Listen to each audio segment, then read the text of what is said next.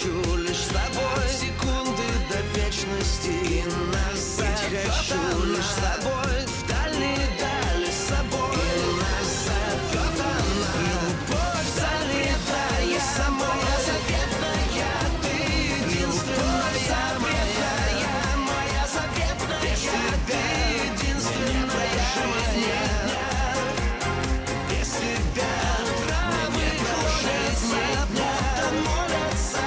Я склоняюсь пред тобой, будто молятся. Я склоняюсь пред тобой. И не надо мне, и не надо мне, не надо мне судьбы другой. И не надо мне судьбы другой.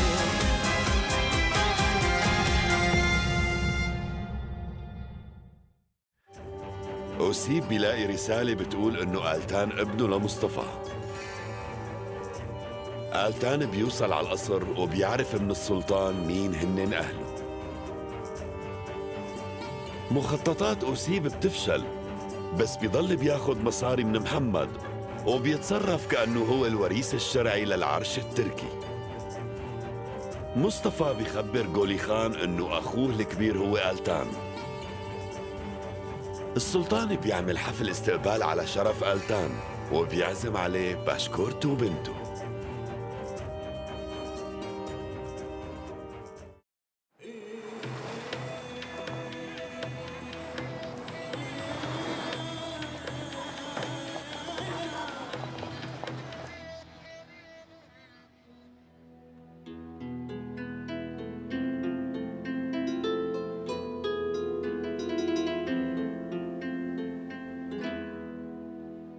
أنا اليوم حبيت أدعيكن لعندي حتى أخبركن شي مهم كتير. بدي أعرفكن على ابن أخي اللي بفضل الله رجع على القصر، آلتان.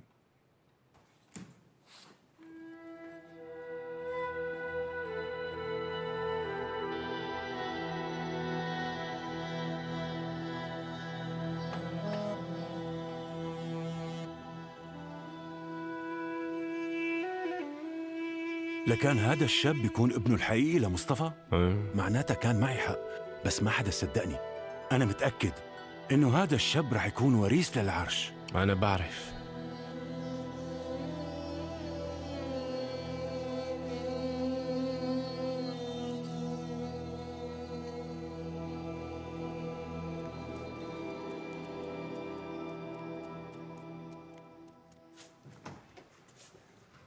شو رأيك باللي عم بيصير رشيد باشا؟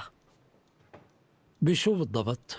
باللي صار قبل شوي قدامك، بهالشاب يلي فجأة صار ابن أخوه للسلطان. برأيي إنه بكير نحكم عليه، وخاصة لسه ما عرفنا عنه شيء. وشو رأيك إذا ورجيتك هدول؟ أنا بشك إنه آلتان يكون مسلم، يعني مسيحي يستلم عرش الإمبراطورية. أنت متخيل هالفكرة؟ ما صار على العرش لسه، وحسب معلوماتي أنا هو متربي على الدين الإسلامي. إيه صحيح متربي، بس هو غامض كتير، ومو مفهوم أبداً بشو عم بفكر، ما بيحكي شي. بعدين هو عاش بدولة غريبة كتير عنا. أخي هلأ عم يغلط غلطة كبيرة بحق ابنه، ولهيك هلأ دورنا نمنع هذا الشي. مهمتنا إنه نوقفه.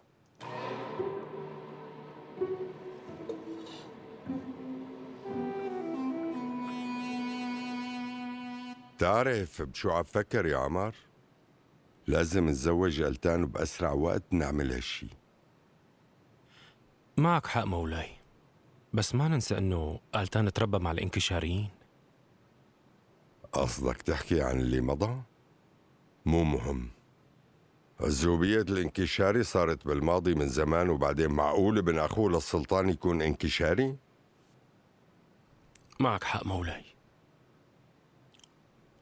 حتى أنا بعرف مين البنت اللي ممكن تكون مناسبة له. بنت هذا الثعلب اللي اسمه باشكورت. منيح كتير إنك دعيتهم على الاجتماع اليوم. البنت لطيفة، شو كان اسمها؟ أنا نسيت. أيقول هي كانوا بدهم يزوجوها لابنه الثاني لمصطفى قولي خان. كان في هيك شي وما صار بعدين.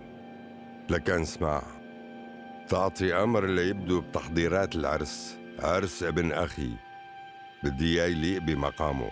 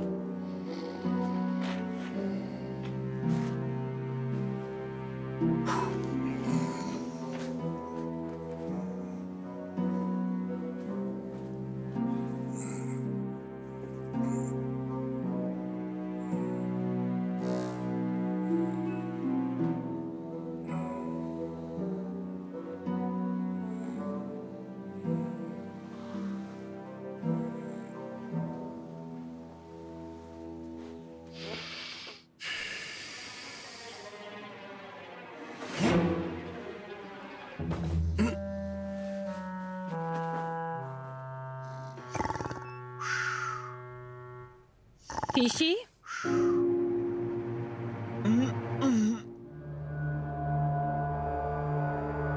شوفي يفهم؟ جاي يقتلني حضرته. مستحيل هذا الحكي. بده يخنيني بالمخدة مثل ما قتل مرتك. يفيم، انت واحد ندل، واحد حقير. انا صدقتك وثقت فيك حتى اكثر من حالي. شو بدي عد لعد؟ ولك انا امنتك على شغلي، من الشارع لميتك، وانت خطفت حياة كاتيا. انت دمرت لي عمري كله. لولا وجود ماريسا كنتوا رح تضلوا تحسسوني اني جاني وتحملوني الذنب كله. بس معي ماريسا بعمرك ما رح تحمي عارك. ليش عملت هيك يا فيم؟ بس انا هلا رح اقتلك بايدي. انتوا ما رح تقدروا تثبتوا شي علي. يا حراس سكوه. تعال ارتاح. اقعد على مهلك. يا رب ارحمني. لكن معقول موت بسبب هالحقير هيك؟ مستحيل. ما رح تموت، اهدى شوي. لازم يلحقوه الحراس. هلأ بيلحقوا.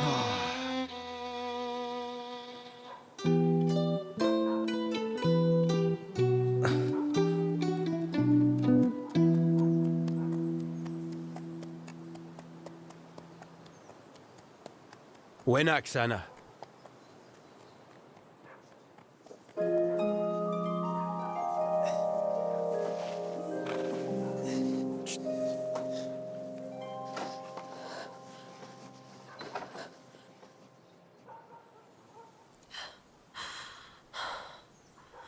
شو جابك لهون؟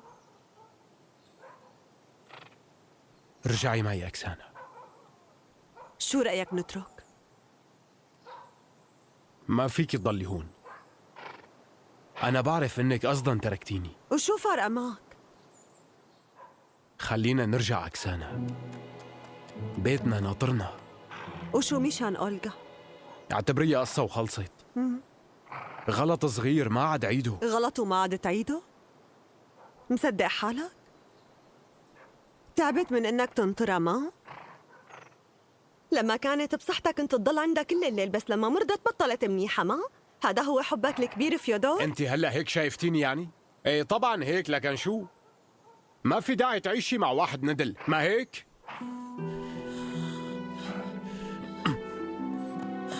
أصلاً غلطان إني جيت. استنى شوي فيودور.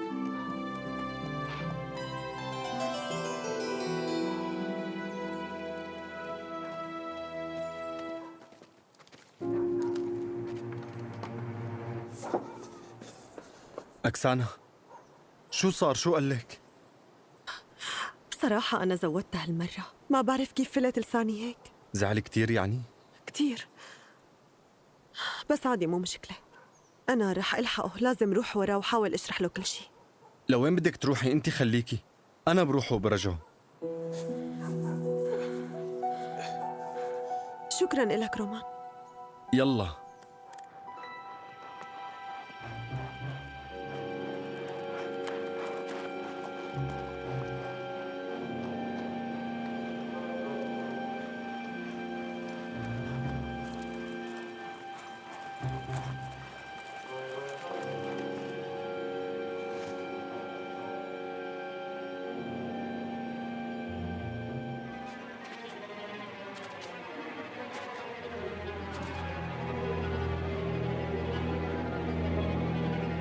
فيودور انتبه! يلا بسرعة امشي!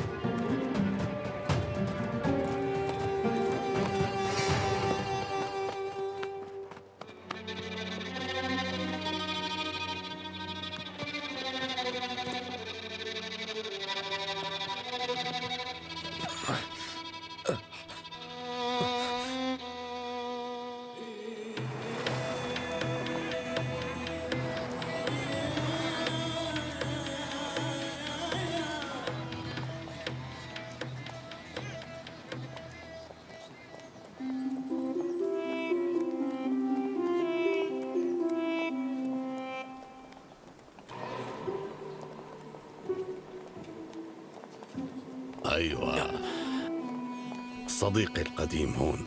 وينه معلمك يا ترى؟ كان معلم، هلأ صار واحد غريب. معناتها هربان. شو رح تعمل لحالك ببلد غريب؟ وليش لحالي يعني؟ ليكم عبا روسيين هون. وشو ناوي تساوي؟ هاي الشغلة مو شغلتك. لكن شغلتي اني سلمك للحراس وخليهم يعرفوا مين انت وشو عملت وليش هربان هيك لحالك. شو رأيك بهالشغلة؟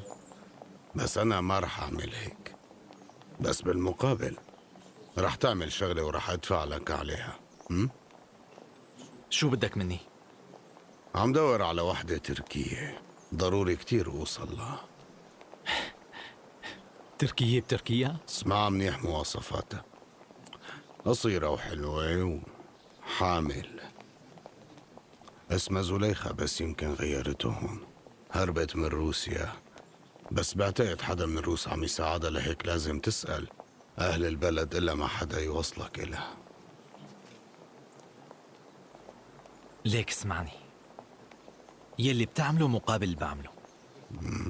أنا بدي حل مشكلة مع وحدة، بدي انتقم منها. ومين هالوحدة؟ اسمها ماريسا سوتنيك.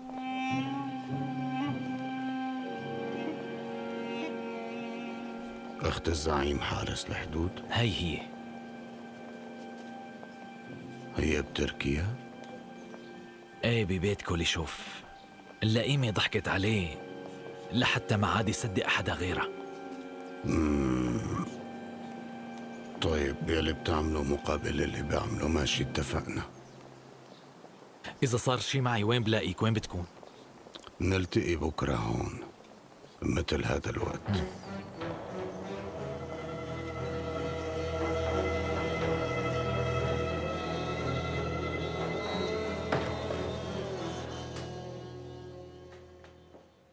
قليلي، ما مسكوا هداك الندل؟ لا. كان لازم نخبر الشرطة. شو رح تقول للشرطة يعني؟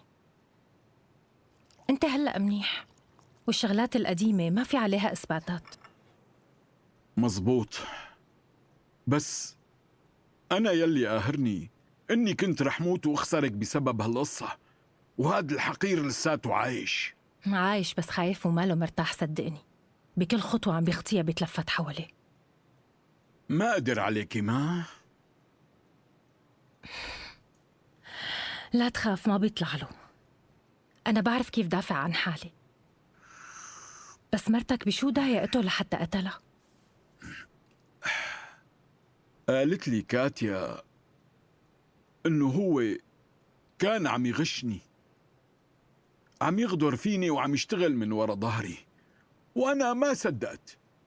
قلت شو بفهمها لهالمرة بالشغل تبعي، وهلأ ليكو بين. بس معقول مشان هيك الواحد بيقدر يقتل بني آدم مثله؟ بده تصير خاتم بين ايديه مشان ما تمشي بدونه. ممكن ما نحكي بهالموضوع مشان ما ترجع تسوء حالتك؟ بتشكرك من كل قلبي ماريسا. بسببك انت وبوجودك هم كبير ونزاح عن قلبي. قبل كم سنة كنت معتبر حالي مجرم، انت انقذتيني.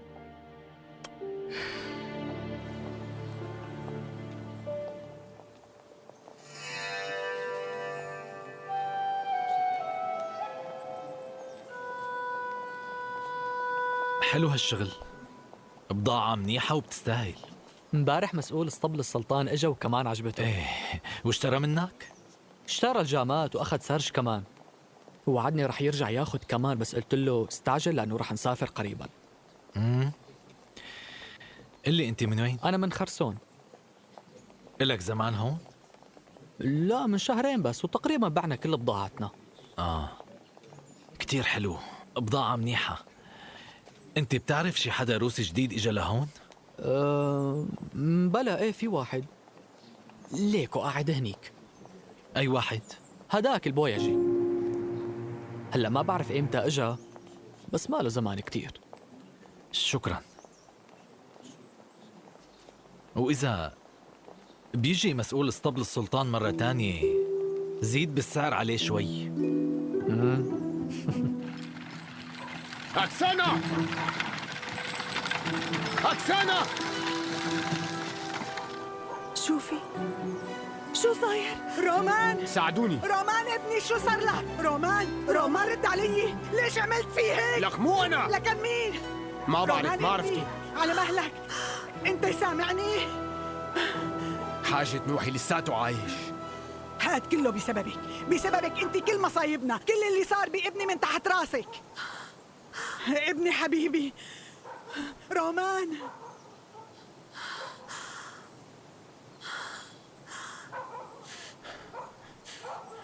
تعي نروح أكسانا. يعني واضح إنه ما أنا مبسوطة فيك، يمشي معي.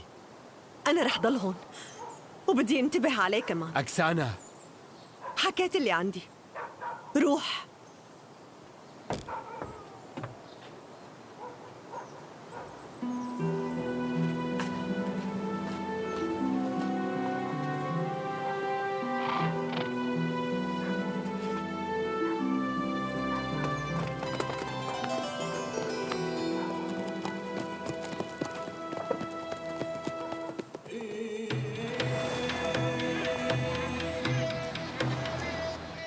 شي غريب، لسه هلأ وصلت على تركيا ولقيت ابن بلدي هون.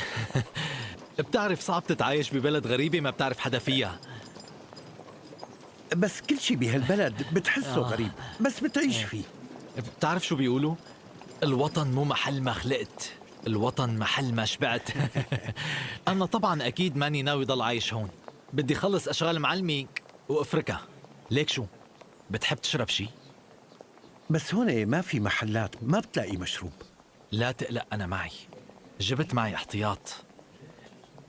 أنا بعرف القوانين هون كيف بتمشي. لا بس أنا ولا شي، قصدي ماني مشتهي. ما رح صب لك كتير لأنه بخاف ما يكفيني. قلي كيف رح تصبها؟ شوف كيف.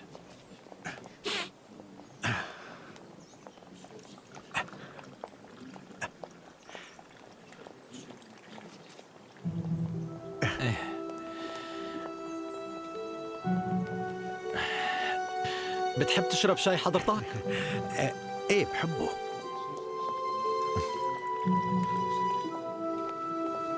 يلا.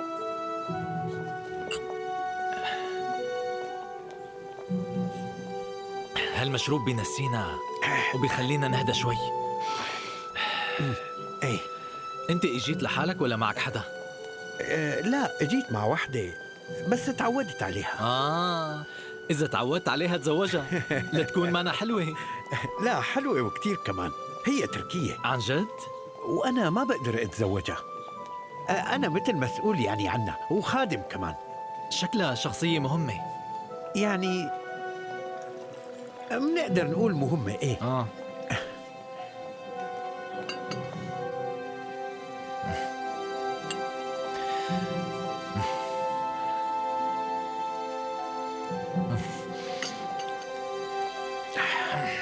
قوي.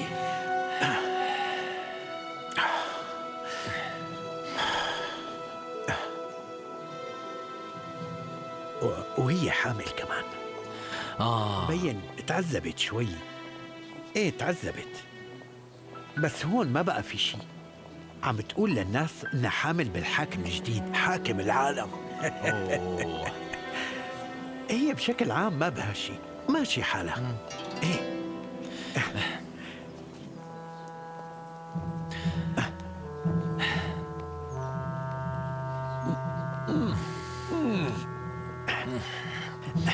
بس طبعا غريب شوي. ليك مثلا مين ما فات على قصر السلطان هي بتعرفه دغري، بتعرفهم كلهم. معناتها شكلها خدمة هنيك؟ ممكن ايه وممكن لا، بس انا التقيت فيها بروسيا. او ما بعرف. تشرب كمان؟ يلا. انت كتير ظريف.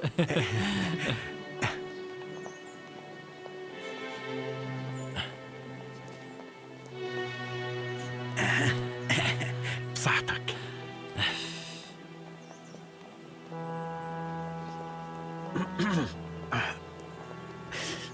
أنا عم فكر إنه يوم يلي حملت ساعتها فقدت عقلها وجنت شوي، وهذا شيء وارد. إيه.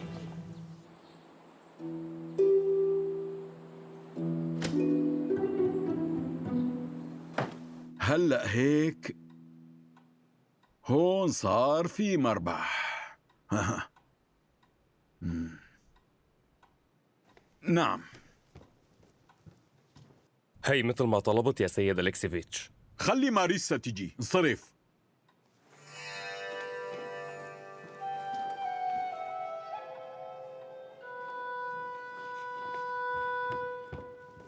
قال بدك يعني؟ ايه ناديت لك؟ مبين عليك صحصحت. تاجر شغله بيعالجه. شوفي هي أرباحي كلها. تعرفي يا ماريسا، أنا فكرت كتير، فكرت كيف بدي أتشكرك، وليكني هلأ لقيتها. خلينا نتكلل أنا وإنتي ونتزوج رسمي، وهيك بتصيري أنتي زوجتي القانونية ووريثتي الوحيدة. أنا عندي أملاك كتير، وأنا بعد ما أموت كل شي رح يصير لإلك. شكرا كتير إلك، بس مالي بحاجة مصاريك. لكن شو بدك؟ يا ريت تفكر منيح، انت هيك رح تملكي كل شي، كل ثروتي. بدي اياك ترجع لي حبيبي وتخليني روح. بدك تروحي ورا التركي تبعك؟ وين رح تلاقيه ببلد غريبة؟ منيح انه الله حماكي هداك اليوم، ما لازم ترتبطي بمثل هيك شخص، هي مو عاداتنا. بمين بدي ارتبط؟ هي شغلتي انا. لا مو شغلتك، انت انقذتي روحي، وهلا انا بدي انقذ لك روحك. ما رح خليكي تعملي اللي براسك. اعملي اللي بدك اياه، بس ما رح اعطيكي ورائك. معناتها انا بدبر حالي. الأحسن انك تبعدي، فكري بالكلام اللي قلت لك اياه بلا ما تندمي. كانت القعدة منيحة منيحة. يسلموا، أنا من زمان ما شربت هيك شاي، أحيانا ما في وقت وأحيانا ما في حدا. كنت وصلت لحالي.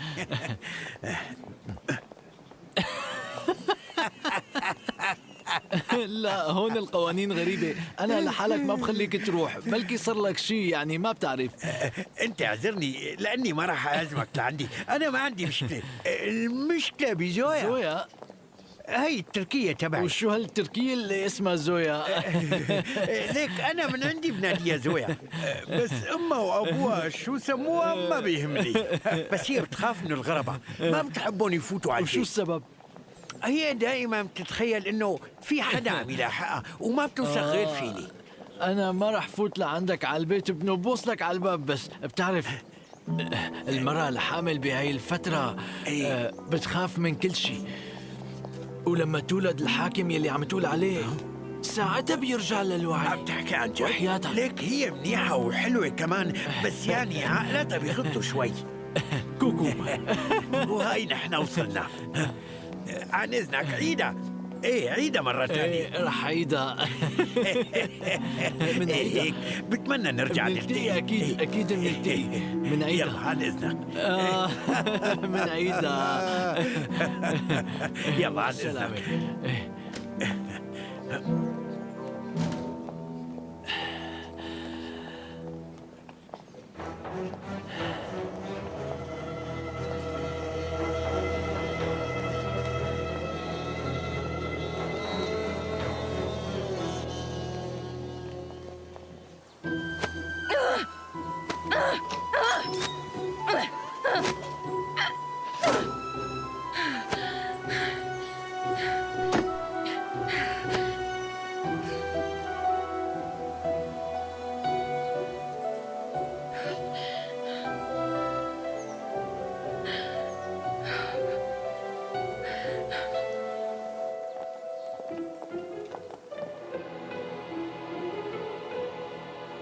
بدي ناقش معك فكرة أنا شايفها الأفضل للكل والأحسن. أفكار مولانا السلطان أوامر علينا. كيف أنا بقدر ناقشك أو خالفك؟ بكل الأحوال حابب أحكي معك لأنه الموضوع بخصك. مثل ما بتعرف يا بشكورت بيك، صار عندي ابن أخ تاني، وممكن ابن أخي هذا بالذات هو اللي يورث عرش الإمبراطورية. بس الشاب لحتى يتهيأ لهذا الشيء لازم نزوجه صبية. وبنتك الحلوة هي الصبية اللطيفة اللي عجبته. شو رأيك بهالحكي؟ بشكورت بيك؟ هذا شرف كبير إلنا. يعني إذا تم هالأمر وهالشاب صار صهري فأنا رح كون مطمن عليها. وأنت يا أيقول شو رأيك؟ يعني أنا مو متأكدة إني عجبته يا مولاي. هو متواضع وأخلاقي وما تعود على اهتمام البنات ولا بجمل أو بحاكي بنت، بس أنا شايف إنه أهل للثقة. لسه بدك وقت يا أيقول. أنا فهمان إنه صعب فوراً تتقبلي وتحبي. مولاي السلطان، بحترم وبقدر أي قرار من جنابك، بس في شخص بحياتي أنا بحب قولي خان وهو بيحبني. مولاي بترجاك ما تسبب عوائق لزواجنا وباركنا. مولاي اسمح لي، ما بتقصد بنتي، هي شوي بتتسرع بالحكي. عجبني وفائك وإخلاصك لحبك يا أيقول. شايف إنك اخترتي الشخص الغلط. الشخص السيء بعمره ما بينعدل. قولي خان ما بيستهلك يا بنت. فرق هائل بيناتكم، هو كتير وسخ. أنا بعتقد إنه مع الوقت أنتي رح تحبي ألتان، بس لازمكم وقت لحتى تتعرفوا على بعض. نادولي ألتان. حاولي تكوني لطيفة معه، هذا مستقبلنا لا تضيعيه. بدك ياني أعجبه لخادمه الهربان لمصطفى؟ نحن عم نحكي عن الوريث المستقبلي للسلطان.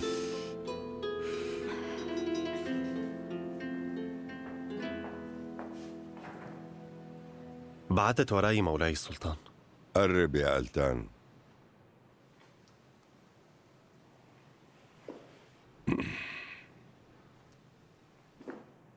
ألتان، تعرف على أيقول، خدها وسليها شوي. وأنا وبشكورت بيك بهالوقت رح نقعد ونتناقش بأمور الشغل المملة.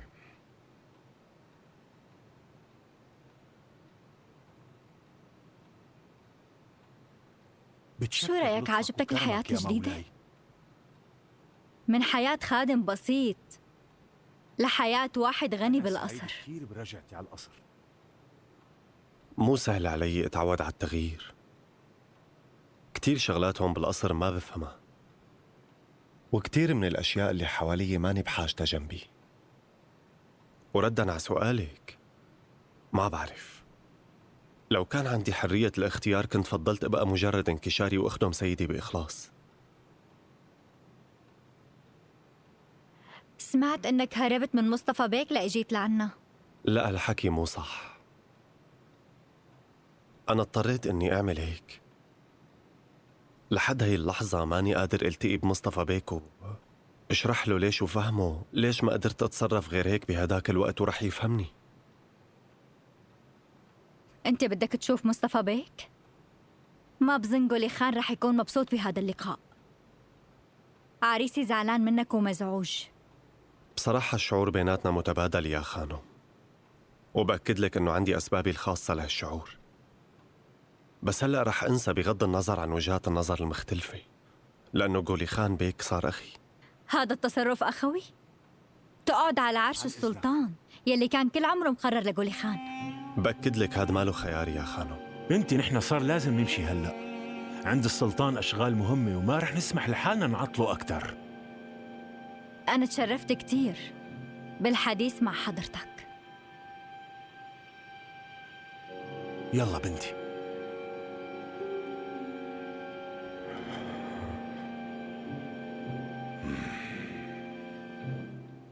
شايف إنه هاللقاء لبكك. اسمع يا ألتان، الإمبراطورية العثمانية كتير كبيرة وحدودها واسعة والمناطق البعيدة مو هادية، وغير هيك عنا كتير أعداء معروفين.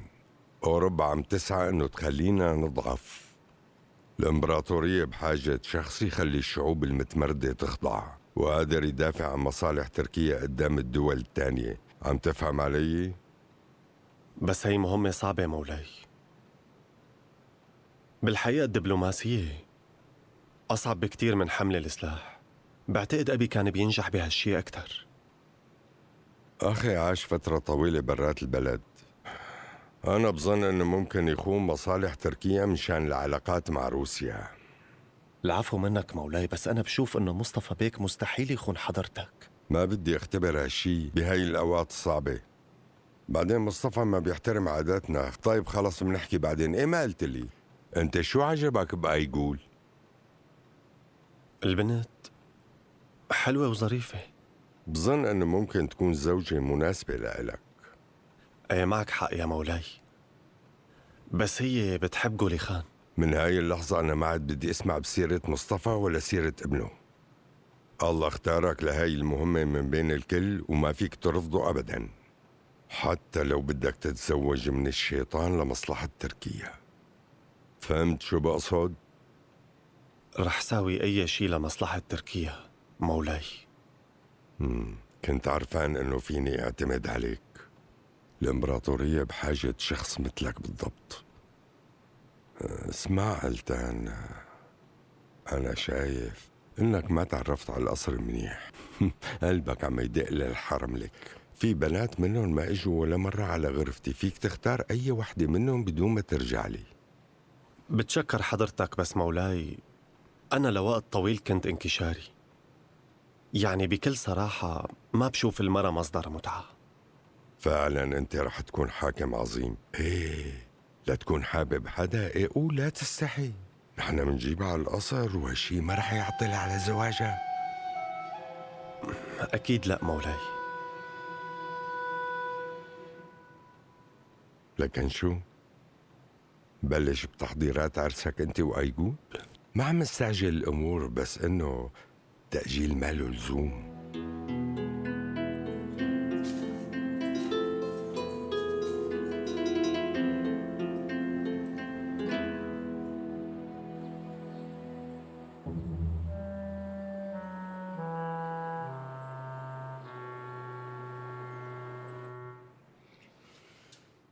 يا إلهي، تنقذ وتحفظ روح عبدتك المخلصة ماريا. اغفر لها خطاياها المقصودة والغير مقصودة، وخلصها من إغراء الدنيا وذنوبها، وما تسمح لروحها الطيبة إنها تهلك.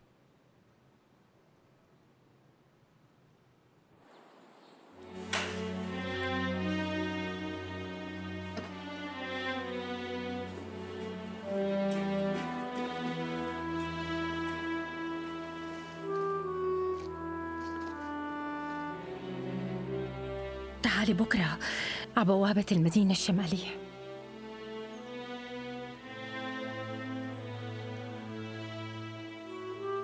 المخلص ألتان.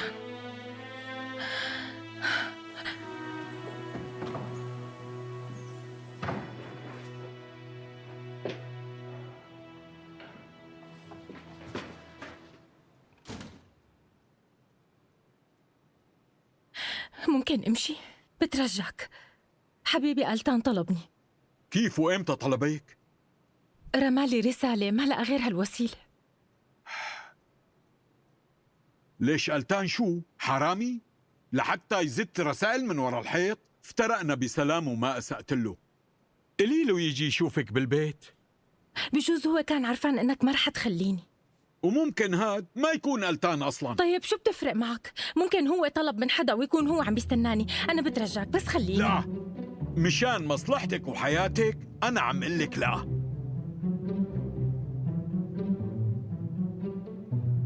هلأ هذا هو شكرك لإلي؟ ماريسا، شو بدي أعمل؟ دخيلك يا إلهي، شو اللي عم يصير يا إلهي؟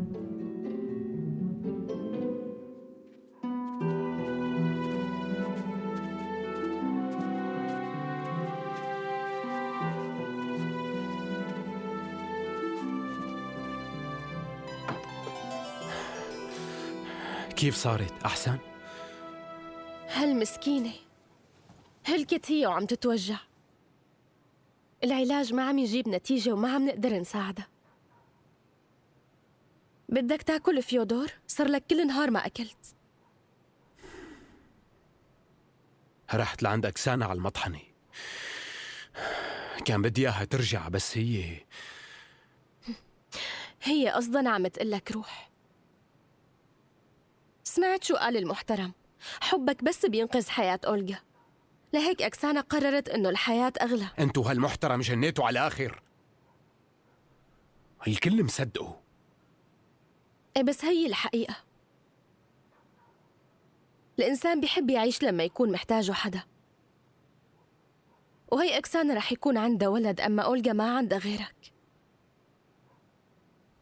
رح روح طلع عليها.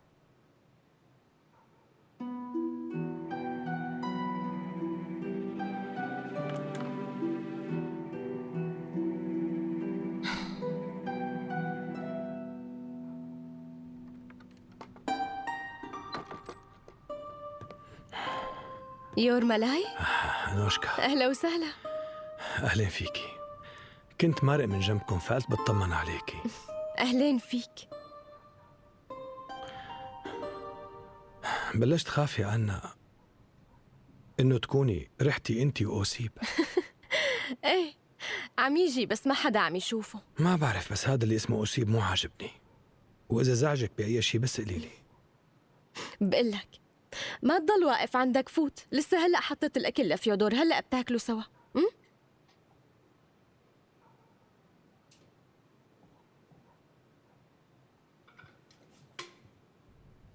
فيودر هلأ مو فاضي، في شي شاغله. كيفها؟ حالتها بتزعل، شفقانة عليها. معقول تموت هي وصبية؟ لا، ما رح تموت. الحب بيعمل أكتر من هيك. لو اللي صار معها صار مع حبيبتي لكنت عملت المستحيل وشلتها بإيدي هدول من الموت. طيب تفضل.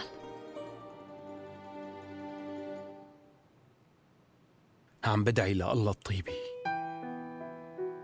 وإلا رح يتدمر عمري كله.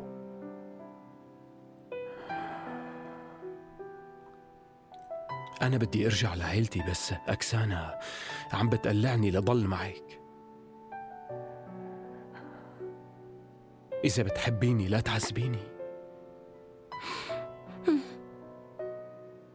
وبس الطيبي كل واحد منا لازم يروح بطريقه. أنا رح يصير عندي ولد، بس لا تموتي بترجاكي. ما رح سامح حالي.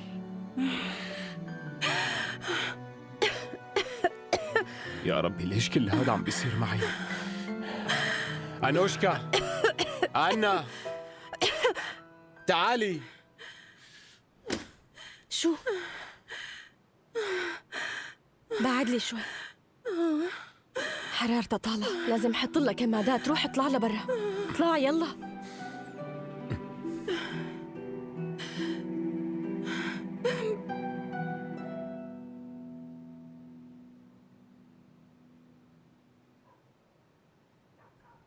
مرحبا يورملاي، شو كيف هلأ؟ مثل ما هي.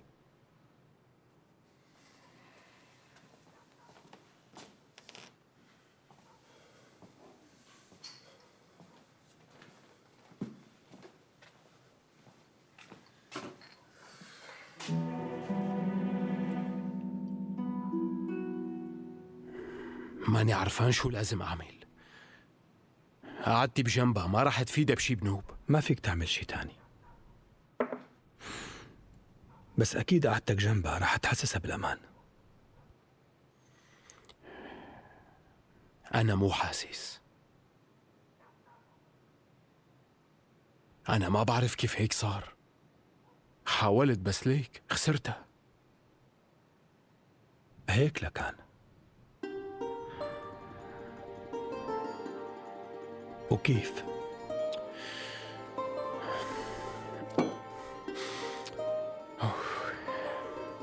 طول بالك.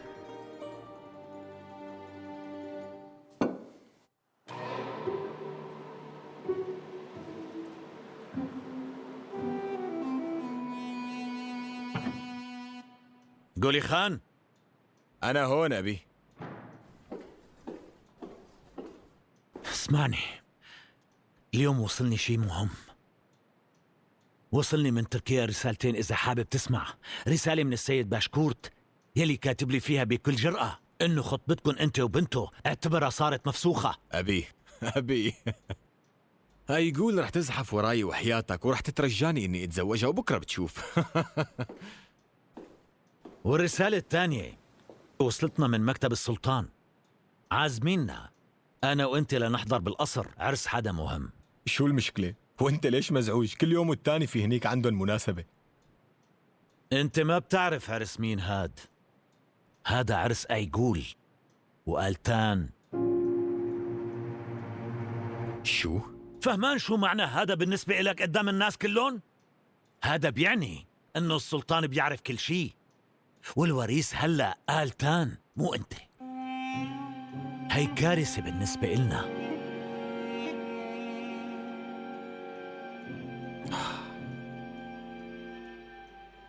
شي بضحك. خادمي بده يتزوج خطيبتي وعم يعزمني على عرسه.